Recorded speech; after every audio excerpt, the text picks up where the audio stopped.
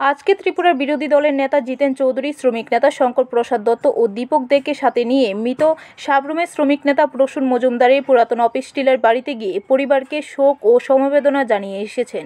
আজ দুপুর 12:30 নাগাদ বিরোধী দলের নেতা মৃত শ্রমিক নেতার বাড়িতে যান। পরে সংবাদ মাধ্যমকে সাবরুমের বিধায়ক তথা বিরোধী দলের নেতা জিতেন চৌধুরী শ্রমিক নেতার মৃত্যু নিয়ে শোক প্রকাশ করেন।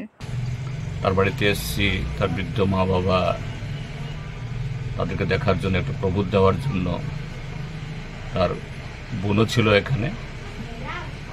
তো আমরা এই কমরেড প্রসূনের প্রতি আমাদের গভীর শ্রদ্ধা জ্ঞাপন করছি তার স্মৃতির প্রতি, এবং তার মা বাবা, বন্ধু, পরিবার, পরিজন সকলের কাছে সমবেদনা জ্ঞাপন করছি।